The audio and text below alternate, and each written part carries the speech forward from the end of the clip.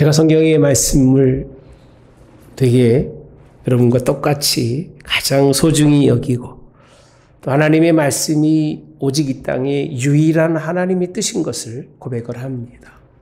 아마 여러분들도 마찬가지일 겁니다.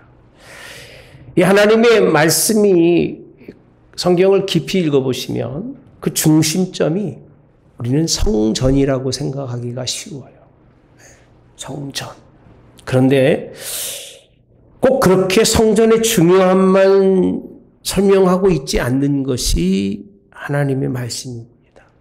성전보다 더 중요한 것이 성전에서 누구와 어떤 관계를 갖느냐가 중요한 거예요.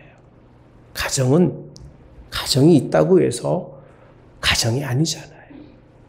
가정이라고 하는 가정의 테두리 속에 있는 구성원이 마땅히 섬길 자를 섬기는 것이 그것이 오늘 가정이고 또 아랫사람을 잘 케어하면서 그들의 인생의 삶에 많은 좋은 영향력을 끼칠 수 있어야 가정인 겁니다. 이것이 이루어지지 않으면 그냥 가정은 울타리만 있는 것뿐이지 아무런 역할과 역량을 감당하지 못하는 것과 똑같은 이치로 하나님의 그런 말씀 속에서 성전이 중요하지만 성전보다 더 중요한 것은 하나님과 어떤 관계를 가지고 있느냐는 거예요. 성경의 역사를 잠시 설명해 드리면 아브라함은 성전으로 하나님을 섬긴 게 아니죠. 아브라함은 성전이 아니라 단입니다. 단. 가정이 하나님 앞에 단으로 예배를 드려도 충분한 거예요. 그 가정에서 충분히 하나님과의 관계를 맺으면서 온전한 제사를 드릴 수 있었던 것이 단의 제사예요. 근데 많은 사람이 모이면서 단의 제사니 성막으로 바뀝니다. 모세를 통해서 성막을 세우시잖아요. 사실 아브라함과 이삭, 야곱을 지나서는 하나님께 제단을 쌓는 내용이 성경에는 없어요. 이스라엘 백성들이 애굽에 살면서 어떻게 단을 쌓겠습니까? 종살이하기도 바쁜데 단의 제사에 대한 내용이 싹 빠져 있어요. 그리고 모세가 이제 천막, 성막이라고 표현하잖아요. 성막을 이제 통해서 하나님께 큰 영광을 돌리지만 천막이니까 세월이 지나면 어떻게 돼요? 천막이 남아있어요? 다 없어지잖아요. 그러니까 뭐만 남느냐면 성막은 다 사라지고 하나님의 법궤만 남습니다.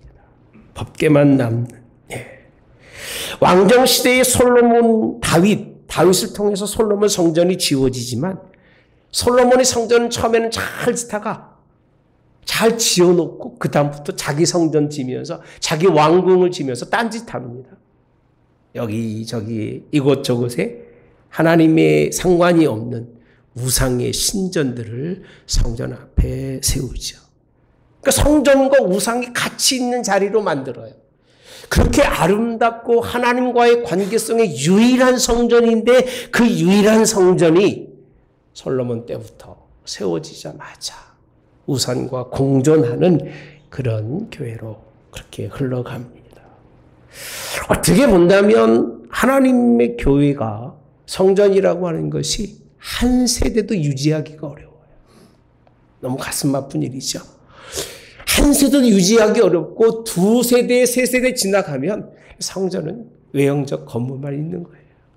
껍데기만 있고 의식적이고 형식적인 사람들만 남아서 그냥 하나님께 예배드린다고 예배하기 쉬운 것이 이스라엘이 가지고 있었던 모습입니다.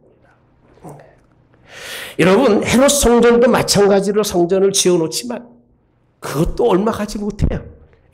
예수님께서 하신 말씀이 이 돌들 위에 돌 하나도 남기지 아니하고 다 내가 허물어뜨리리라. 예수님이 다 허물어뜨려요. 우리가 생각하고 있는 교회와 우리가 생각하고 있는 성전은요, 교회사적 관점에서 보지 못하고 교회만 보면 망하는 거예요. 제가 가끔 그렇게 표현하죠. 역사적 관점 속에서 어떠한 사건을 보지 못하면 그 사건은 온전하지 못합니다. 교회사적 관점으로 볼 때에 교회가 흔들리거나 교회가 문제가 있어도요, 그 방향을 정하기가 어려워요. 다 그러잖아요. 교회 옛날 사도교회 성령이 참 많아서 예루살렘에 5만 명, 7만 명, 10만 명 수많은 사람들이 예수를 믿고 제사장들까지도 그 도에 복종하더라라고 말하지만 얼마나 갔습니까? 얼마나 갔어요? 그 세대도 다 지나가기 전에 하나님이 예루살렘에 큰 박해를 통해서 다 뿔뿔이 흩어놓잖아요. 그럼 흩어진 백성들 가운데 하나님이 기뻐하는 사람들은 교회를 세우지만 또 그 예루살렘 교회에서 파송받은 사람들이 참 3주간 말씀드렸잖아요. 교회마다 찾아가서 교회들을 어지럽힙니다. 율법적이 되게 하고 다시 하나님의 교회에 예수님이 아닌 그들의 그 사상과 그 생각이 사도 바울이 있을 때도 교회를 그들이 침범해서 교회를 무너뜨리기 때문에 바울이 서신 다 그들과 싸우는 그것이 바울의 서신입니다. 여러분, 우리는 이 시각을 잘못 가지면 실패는 숨기고 성공만 이야기하는데 지금 바울이 전한 복음의 지역을 여러분 가보시면 알겠습니다만 남아있는 교회가 별로 없습니다. 이 소아시아처럼 아예 없고요. 거긴 다 지금 무슬람들이 다 종교를 잡고 있기 때문에 기독교인이 들어가면 이거는 즉각 처형당할 수밖에 없을 만큼 그런 지경으로 변했는데 그럼에도 불구하고 초대교회를 말하고 뭘 얘기하면서 교회가 어마어마한 큰 일을 이루고 있는 것처럼 시각적 착각을 일으키면서 오늘날의 교회가 심각한 문제가 있어도 문제로 보지 아니하고 다 그런 거야 라고 생각하고 오히려 미워하는 그런 경우가 얼마나 많은지 모릅니다. 저는 지난주 말씀을 통해서 이번 주도요. 하나님이 원하는 성전은 웅장하고 큰 게 아닙니다. 아름다운 것이 아닙니다. 이렇게 세워진 성전은 무너집니다. 그럼 하나님이 원하시는 것이 뭐냐면 외적인 그런 성전을 하나님이 원하시는 것이 아니라 하나님은 내적 구성원들을 하나님이 찾으셔야 되는 거예요. 교회가 성도가 없으면 교회가 아니에요. 아멘? 그렇잖아요. 교회가 교회를 사랑하는 성도가 없으면 교회가 아닌 거예요. 그냥 우리의 모임일 뿐이지만 교회는 하나님을 사랑하는 자, 하나님의 택함 받은 자가 있어야 교회인 걸 믿으시길 바랍니다. 예. 그러면 과연 하나님이 오늘 본문의 말씀을 통해서 하고자 하시는 말씀, 지난주 말씀을 한번 못 들으신 분들은 녹음되어 있으니까 한번 들어보시되 1절에 보시면요. 내가 또 눈을 들어 본즉 한 사람이 측량줄을 그 손에 잡았기로 2절까지 갈게요. 한번 시작. 내가 어디로 가느냐 물은즉 그가 내게 대답하되 예루살렘을 측량하여 그 너비와 길이를 보고자 하노라 말할 때에. 지난주 말씀 먹줄을 띄우셨다 그랬어요. 바벨론에서 돌아온 사람들이 교회를 이미 세웠어요. 그래서 어느 정도 이제 기초를 쌓고 벽돌도 올리고 그러다가 옆에 있는 그런 사람들의 그리고 그 이스라엘에 남아있던 사람들이 그들이 방해하는 바람에 성전이 중단된 거예요. 중단된 상황 속에서 하나님이 지난주 말씀에 먹줄을 다시 띄운다고 되어 있습니다. 시온은요 아직 세워지지도 않은 상황입니다. 이스라엘 백성들은 세웠다고 말하지만 하나님이 보시는 입장 속에서는 교회가 세워진 게 아니에요. 예. 근데 잠깐 넘어가고요. 오늘 본문의 말씀의 핵심은 교회만이 아닙니다.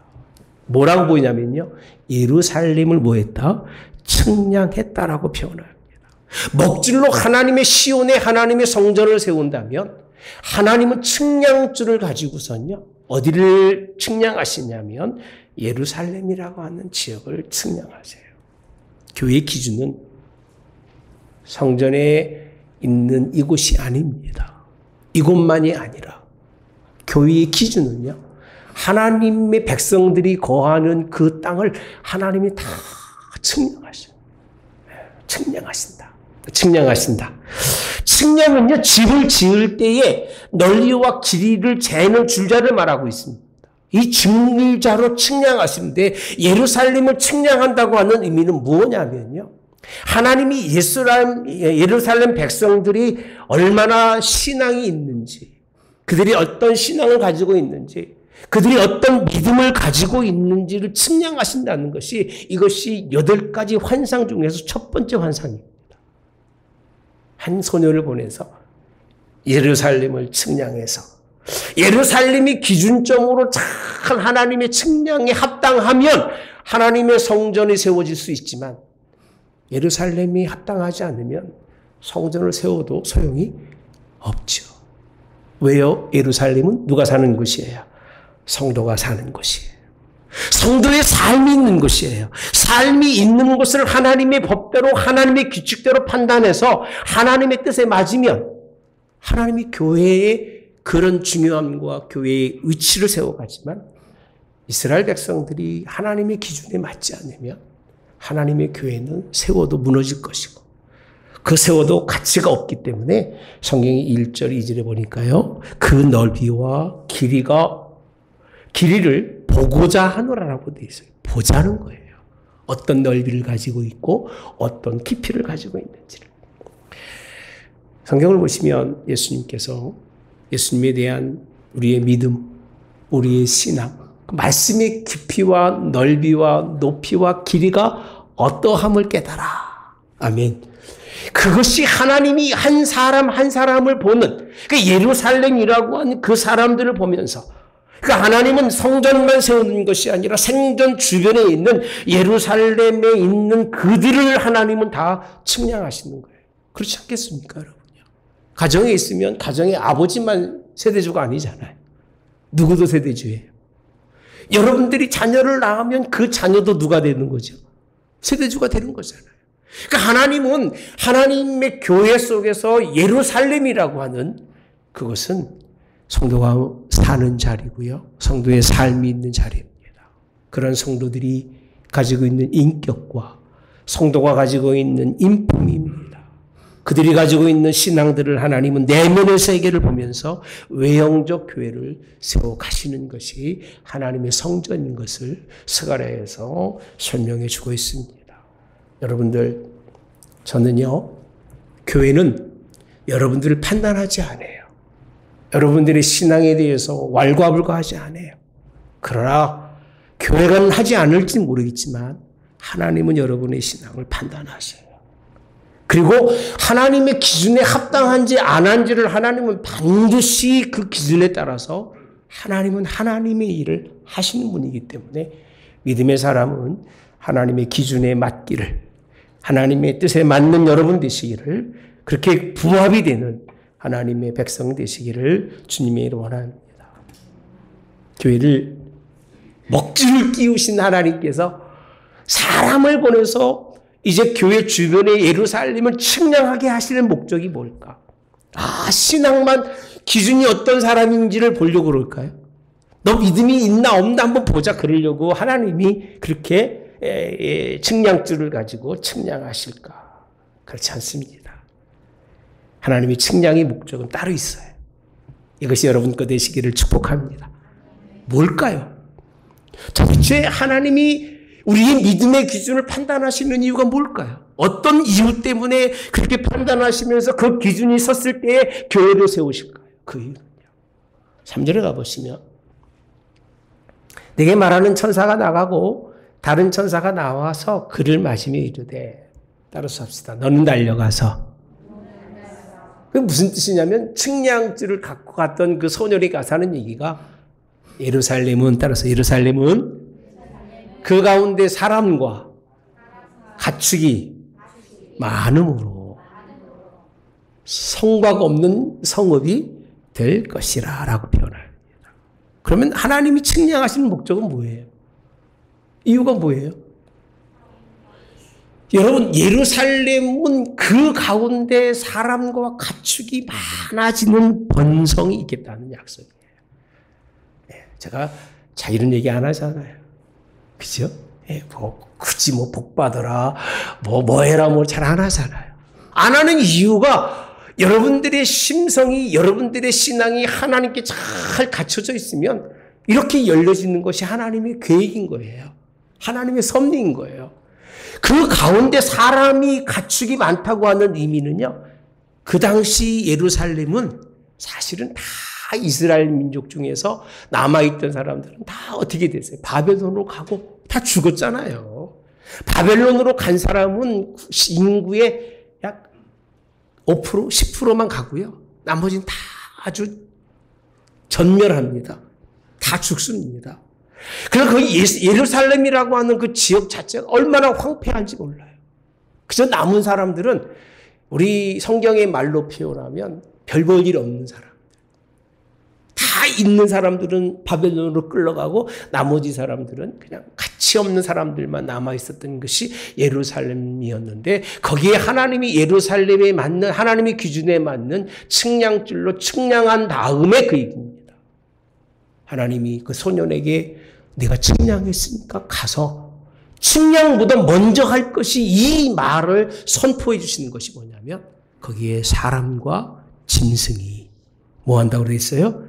많은 가운데라고 태어납니다. 이런 은혜가 있기를 주님의 원합니다. 사람과 육축이 많다는 얘기는요, 번성한다는 얘기예요. 번성. 하나님이 측량하는 그런 시온의 교회만이 아니라 그 교회를 통해서 예루살렘의 하나님의 시각 속에 하나님의 주권의 그 속에 있는 지역은요, 하나님이 번성하게 하셔요. 사람도 많아지고. 그리고 하나님 은혜 가운데서 오늘 정말 모두요 육축도 많아지는 그런 축복을 해 주십니다. 저는 그래서 이렇게 표현합니다. 하나님만 사랑하라. 순수하게 믿음을 가지고 인생을 살아가면요, 하나님은 그에게 다 허락하신다. 다 허락하신다는 얘기는 가리지 아니하고 주신다는 거예요. 물질도 주시고, 그죠? 평안도 주시고, 뭐도 주시고요? 건강도 주시고. 하나님이 그에게 부와 영화도 다 허락하신다는 거예요. 무엇을 하면요? 순수하게 하나님 사랑하고 하나님의 믿음의 교회를 중심으로 인생을 살아가면. 저는 그렇게 믿습니다. 목사라서 그런 게 아니라 그런 사람들이 너무 많은데 다 일일이 설명할 수가 없어요. 그렇게 하나님이 살면 그런 은혜 주시는 걸 믿으시기를 주님의 원합니다. 그리고 그 다음에 보면요, 성곽 없는 성읍이라고 되어 있어요. 따라서 성곽 없는 성읍. 여러분, 성곽이 없으면 불안해요, 안 불안해요? 예? 얼마나 불안합니까? 예. 성곽을 높이 세우고 막 무장한 군인들도 뭐 다 있어야 되는. 솔로몬이 그거 잘했잖아요. 참 솔로몬은요, 유일하게 잘하는 게 빌더, 건축은 너무 잘했어요. 신앙은 아주 형편없는 사람이 솔로몬입니다. 예. 건축은 잘해요. 국고성도 짓고 뭐도 짓고 방비하기 위해서 막 지었지만 솔로몬 지난 다음엔 나라가 다 쪼개지고요. 그 다음 몇 세도 못 가가지고 이제는 있는 거 다 뺏기는 그런 나라가 돼버리고 말지요. 예. 여러분, 성읍 없는 성읍이지만 하나님은 그들에게 안녕이라고 하는 것을 보장해 주신다는 거예요. 성읍은 없어도, 성곽은 없어도 미안합니다. 예, 성곽은 없어도 하나님이 보호하십니다. 할렐루야. 뭐로 보호하시느냐? 5절에. 이게 하나님의 방법이잖아요. 함께 봅시다. 시작. 여호와의 말씀에 내가 불로 둘러싼 성곽이 되며라고 되어 있습니다. 뭐가 된다고요? 그래서 하나님이 보호하셔야 돼요. 사람이 아무리 수고하고 파수꾼이 아무리 경성해도요, 다 들립니다. 10명의 사람이 도둑 한 사람을 못 잡는다고 그러잖아요. 예, 그렇게 어려운 거고요. 100명이 있어도 안 되지만 여호와께서 눈동자같이 지켜주시면 그는 하나님의 보호 속에서 승리하게 되는 걸 믿으시기를 바랍니다. 그래서 제가 늘 그러잖아요. 우리는 하나님으로도 된다. 하나님만으로도 우리의 인생의 삶은 보호받을 수 있고 그로 인해서 우리의 인생의 삶은 열린다는 것. 예. 하나님이 측량한 땅의 특징이 뭐냐면 경계선이 없어요. 쌓은 것도 없어요. 쌓은 것도 경계선도 없지만 영적 불로 그들을 둘러서, 이거는요, 하나님이 특별히 약속하신 곳은 그렇게 하세요. 여러분의 가정이 그렇게 되기를 축복합니다. 네, 하나님이 성령께서 화영검으로 다 둘러싸아 놓으시는 가정. 은혜스럽지 않아요? 나는 우리 가정에 내가 뭐 경비하고 내가 뭐 다 방비하는 그런 내 가정이 아니라 하나님이 울타리가 되어주시고 성령의 불로 우리를 다 막아주셔서 누가 틈타지 못하도록요 악한 원수 마귀가 악한 대적자가 틈타지 못하도록 막으시는 이가 누구라고요? 하나님인 거예요. 그리고 예루살렘이 복받은 지역이 아니에요. 지역이에요. 아직 띠도 안 띄어졌는데 그냥 먹줄만 띄었는데 측량자를 보내서 하나님 그 교회 세워질 교회로 인해서 예루살렘은요. 하나님의 영이 함께 하시는 자리가 그리고 그 가운데 뭐가 되리라? 여호와 하나님은 영광이 되실 것을 약속해 주고 있는 것. 그러니까 외적인 교회가 세워지기 전에 교회는 내적으로 세워져야 돼요. 가정은요. 외적으로 무엇을 만들어가고 무엇을 세워가기 전에 내적으로 가정의 식구들은요. 똘똘 뭉쳐서 하나가 돼야 돼요. 흔들리지 않는 하나가 되지 않으면 가정은 금방 무너지고 금방 깨어져 부서질 수밖에 없는 거예요. 우리 하나님이 보호자가 되시기를 주님의 이름으로 원합니다. 네. 뭐로 둘러싼? 불로 둘러싼 성곽이라고 표현합니다. 참 그러고 보면 이 교회의 존재의 의미는 되게 큰 거예요. 나는 우리 하늘문 교회가 이곳에 존재한다는 것이 뭐 어떻게 얼마나 많은 사람이 오이느냐도 중요하겠습니다만 진짜 이 지역에 이 하나님의 그런 영향력이 있는 교회가 되고 여러분들이 있는 그 지역 하나님이 여러분들에게 맡겨진 그 지역은 여러분 때문에 하나님의 그 영향력이 있는 그런 지역이 되기를 여러분 때문에 하나님이 보호하시고 번성하고 하나님이 충만케 하시는 은혜가 있기를 주님의 이름으로 축복합니다. 오늘 내용의 말씀의 핵심이 뭐죠? 외적인 교회가 아니라는 거예요. 그럼 뭐예요? 내적인 교회가 누구예요? 지금 뭐에 대해 설명하고 있는 거예요? 성도에 대해 설명하고 있는 거잖아요. 예루살렘에 기거할 성도예요. 성도가 있어야 교회가 있는 거잖아요. 그죠? 그렇잖아요. 그러니까 어떤 분이 그러더라고요. 목사님, 성도가 있어야 교회 되니까 성도들을 잘 비유 맞춰야 되는 거 아닙니까? 라고 얘기하는데 하나님은 한 번도요. 내가 비유 안 맞췄다고 그래가지고 하나님이 하나님의 일을 하시지 않은 적은 없어요. 자식이 부모에게 비유를 맞춰야 됩니까? 부모가 자식이 비유를 맞춰야 됩니까? 알아서 생각하십시오. 알아서 생각하십시오. 그 생각이 얼마나 내가 어떤 잘못된 생각을 가지고 있느냐는 것은 여러분들 스스로 알아야 돼요. 아랫사람이 윗사람에게 충성하는 게 원리예요. 윗사람은 아랫사람을 사랑하는 게 보호하는 게 원리예요. 그죠? 하나님은요. 하나님의 교회를 세우면서 하나님의 백성들에게 뭘 해줄 테니까 이렇게 하라고 말하지를 않아요. 하나님의 기준에 합당한 자를 하나님이 찾으시고 없으면 그냥 없는 거예요. 하나님이 그런 하나님이시니까 하나님이지 그저 그냥 죄도 많고 허물도 많고 사상이 잘못되고 생각이 잘못된 사람들 다 불러다가 내가 네 하나님이다라고 얘기할 정도로 그런 하나님은 하나님이 아니세요.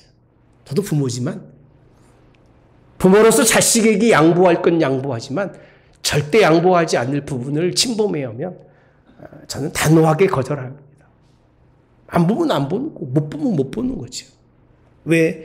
내 인생이 걸려있는 게 아니라 내 영혼이 걸려있기 때문에 그러는 거예요. 하나님 그것 때문에 그러시는 거예요.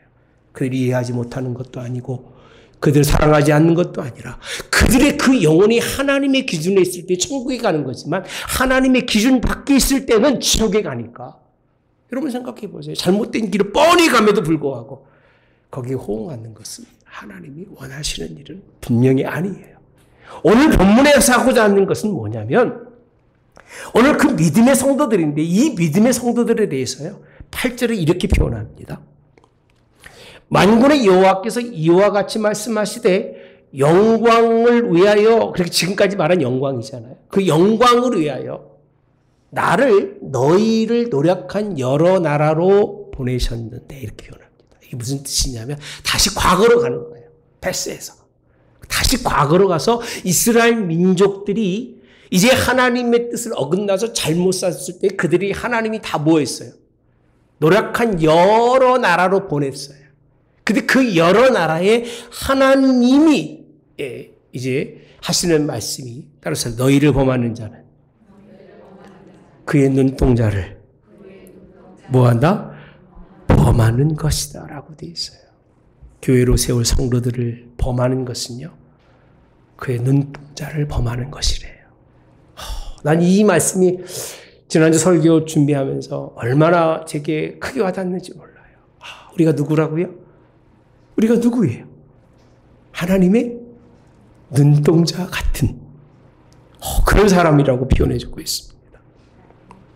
이스라엘을 얼마나 사랑하시는지, 신체의 많은 부분 중에서 이스라엘 백성들은 눈에 넣어도 아프지 않는 백성이라는 거예요. 그렇잖아요. 자식들은, 그죠? 자식들은 눈에 다 넣어도 아프지 않고요. 특히 이제 다음 세대들을 또 보면 그들을 눈에 넣어도 아프지 않는 중요한 존재인 겁니다. 여러분, 이 여러 나라를, 그리고 너희를 범한, 너희를 죄악 속에서 너희를 흩어버린 그 나라는, 그 백성들은 하나님의 눈동자를 범한 사람, 그의 눈동자를 아프게 하고 그의 눈동자를 상처 주고 그가 바라보는 그 모든 시각 속에서의 그 고통 속에 있게 한 사람들이 누구냐면 바벨론이에요. 아수르라는 나라들이에요. 예. 이런 자들은 하나님이 용서하지 않겠다는 거예요. 그래서 이 말씀 보기 전에요, 신명기 가보시면 오늘 제가 묵상의 말씀을 읽어드렸는데요, 이 눈동자에도 이렇게 설명합니다. 여호와께서 그를 황무지에서 짐승이 부르짖는 광야에서 만나시고, 이게 출애굽기죠, 그죠? 만나시고 뭐라고 되어 있어요? 호위하시고 보호하시고 뭐라고 되어 있냐면 자기의 눈동자 같이 지켰다는 거예요.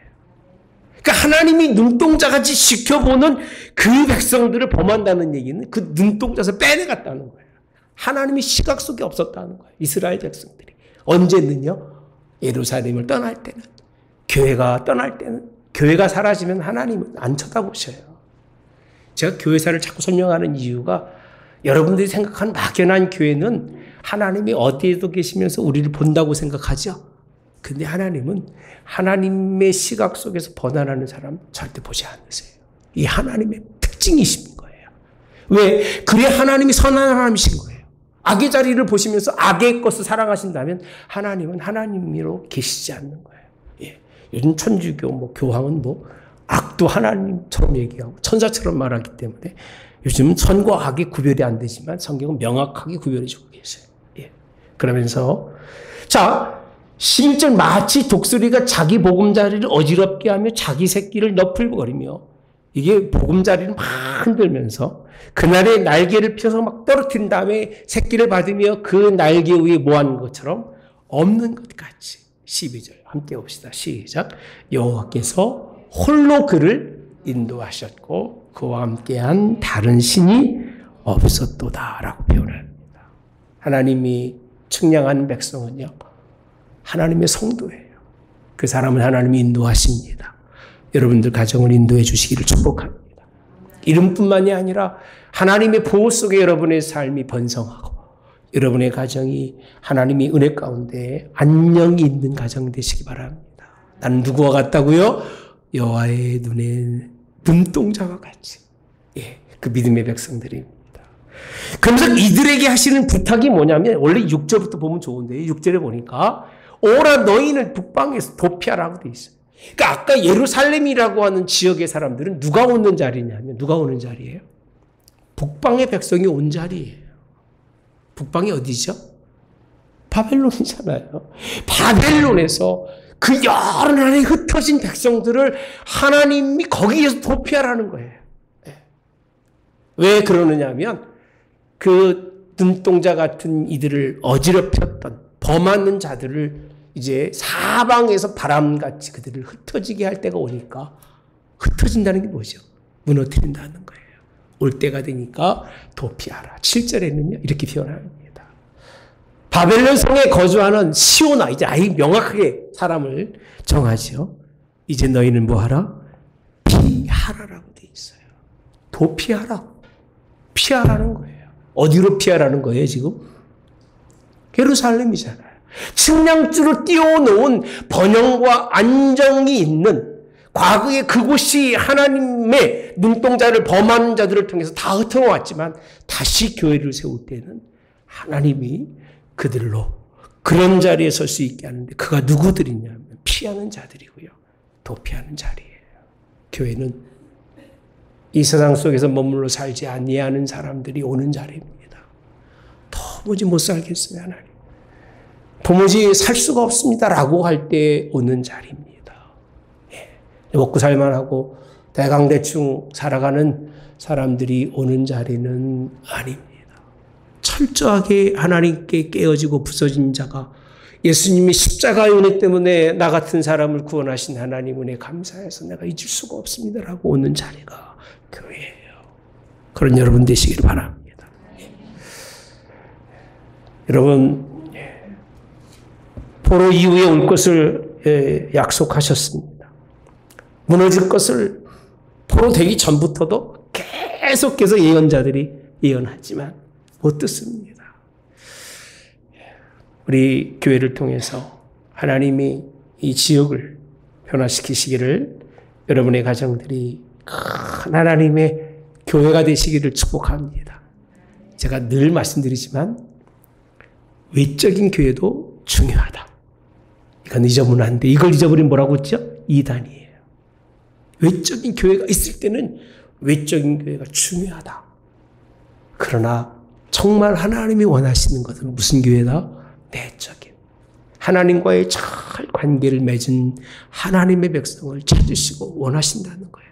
그걸 누구라고 표현하죠? 성도라고 표현합니다. 그런 은혜가 있는 여러분 되시기를 주님의 이름으로 합니다. 그럼 교회가 어떤 결과를 맺어야 하나님이 원하시는 결과가 될까? 결론은요, 10절부터 보시면 이렇게 말씀합니다. 여호와의 말씀에 시온에 따라 노래하고 기뻐하라라고 표현합니다. 따라서 노래하고 기뻐하라. 뭐 아무것도 세워진 것도 없고 뭐 성과가 그려진 것도 아니고 이 땅이 내 땅이라고 얘기한 것도 없어요. 근데 이미 이스라엘 백성의 그 하나님의 뜻에 따라서 몰려온 사람들은 이제 뭐 하고 있다고요? 노래하고 있는 거예요. 뭐 하고 있어요? 기뻐하고 있어요. 그리고 하신 말씀이 이는 내가 와서 내 가운데에 뭐 할 것이다? 머문다라고 표현합니다.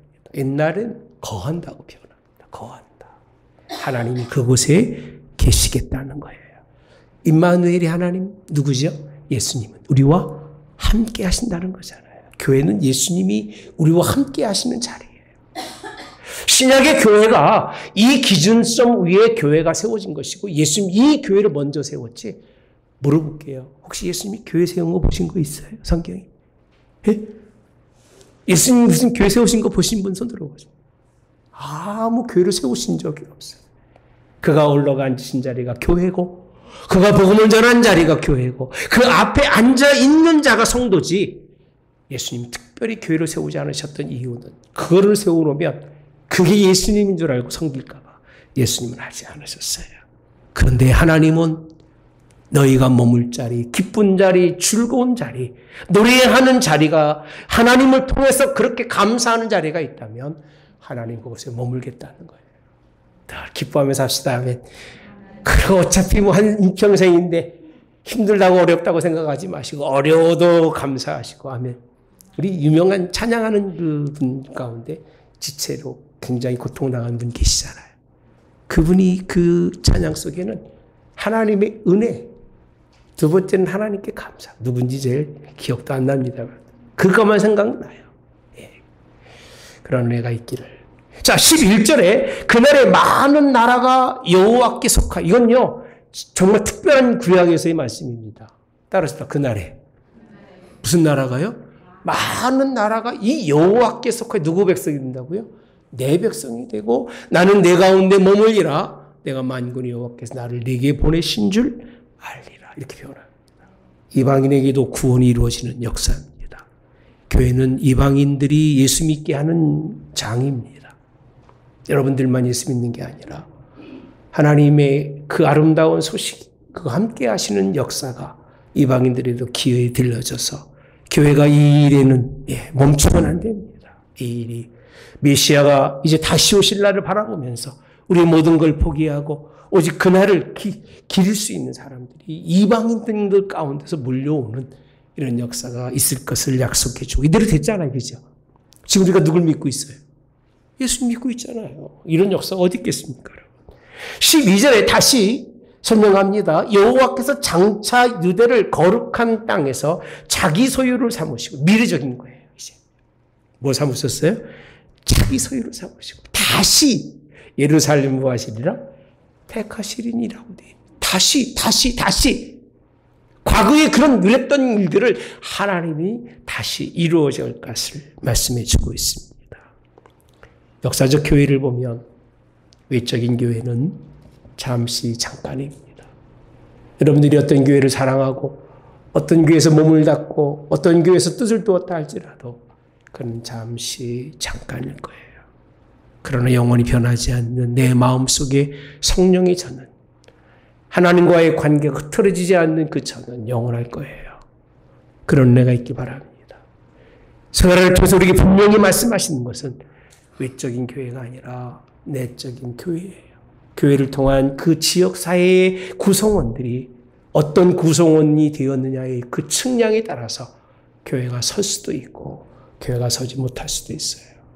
우리 교회는 이 하나님의 말씀 중심으로 세상에 도피하고 돌아온 여러분들 인정받아서 여러분 때문에 이 세상에 번영이 있고 안녕이 있기를 바랍니다. 여러분 때문에 많은 이방인들이 예수 믿고 구원받고 천국을 소망할 수 있는 역사가 있는 교회로 인정받되 하나님께도 인정받고 사람에게도 인정받을 수 있는 그런 은혜의 교회로 세워져 갈 수 있기를 주님의 이름으로 축복합니다. 기도하겠습니다. 좋으신 하나님, 하나님께서 오래전에 스가랴를 통해서 하나님 큰 일을 행하십니다. 큰 일이 하나님 거하시는 성전에 대해서 말씀해 주십니다. 바벨론 포로 돌아온 성도들은 그저 교회만 세우면 교회인 줄 알았지만 하나님은 그것을 중단시키시고 이제 그 교회 구성원이 되는 이스라엘 그리고 그 남은 백성들에게 성도는 이런 것이라고 설명해 주고 하나님의 구성원으로 섰을 때에 그 지역이 얼마나 큰 하나님의 은혜 속에 승리하는지를 말씀해 주고 계십니다. 하나님은 교회가 어떻게 보느냐에 따라서 각기 다른 시각이 있을 수 있을지 모르지만 오직 말씀이 되며 하나님의 유일한 우리의 구원자이심과 예수님의 십자가로 말미암아 구원받았음을 고백하는 하나님 이곳입니다. 이 신앙의 고백 속에 세워진 교회를 통해서 이제는 이 하나님의 말씀을 인정하고 순종하는 성도들을 통해서 이 어지러운 때에 하나님 안전하게 도와주시고 어렵다고 하는 때에 번성하게 도와주시고 다 힘든다고 하는 때에 기쁘고 즐거운 삶이 되어질 수 있도록 우리 모든 믿음의 가정들에게 하나님이 힘 주시고 능 주시고 함께 하셔서 승리케 하도록 인도해 주시옵소서. 오늘 또 주신 말씀 잘 붙들고 오늘 한 주간 돌아오는 주간도 승리하는 삶으로 하나님께 영광이 되고 우리에게는 기쁨과 즐거움이 충만하도록 축복하시기를 예수님의 이름으로 기도하옵나이다. 아멘. 지금은 우리 주 예수 그리스도의 은혜와 하나님 아버지의 극진하신 사랑하심과 성령의 교통내주 역사하심에 함께하심이 과거의 눈동자같이 그 백성들을 지킨 것처럼 이제 눈동자같이 지켜야 할 백성들 머리 위에와 그 눈동자같이 지키신 하나님을 의지하는 성도들 그 가정 위에 지금부터 영원토록 함께하여 이들에게 안녕과 번영이 넘치는 은혜가 있게 하옵기를 성부와 성자와 성령의 이름으로 축원하옵나이다. 아멘.